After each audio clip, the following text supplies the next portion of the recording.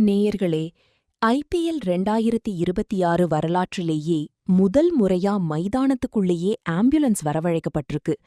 Delhi Capitals மற்றும் Punjab Kings அணிகள் மோதிய விறுவிறுப்பான போட்டியின் போது ஒட்டுமொத்த மைதானமுமே ஒரு நிமிடம் ஸ்தம்பிச்சு போச்சு.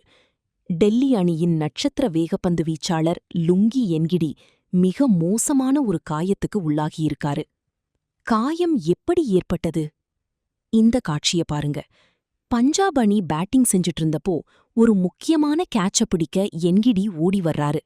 ஆனா துரதிருஷ்டவசமா டைவ் அடிக்கும்போது அவரோட கழுத்து பகுதி தரையில பலமா மோதுது.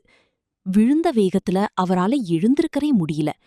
கழுத்த பிடிச்சுக்கிட்டு அவர் வலியால துடிக்கிறத பார்த்து மைதானத்துல இருந்த பிசியோக்கள் மட்டும் இல்லாம எதிரணி வீரர்களும் பதறிப்போய் ஓடி வந்தாங்க.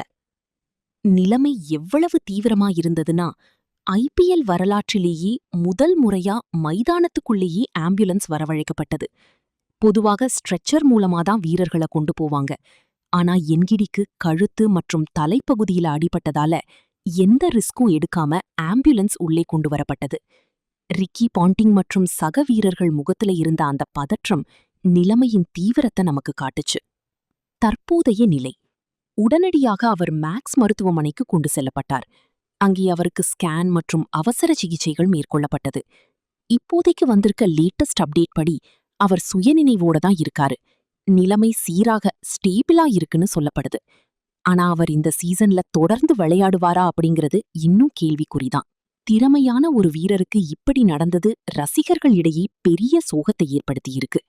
லுங்கி என்கிடி சீக்கிரமே நல்லபடியா ரெக்கவர் ஆகி மீண்டும் அதே வேகத்தோட மைதானத்துல பந்து வீசணும்னு நம்ம எல்லாரும் வேண்டிக்கலாம்.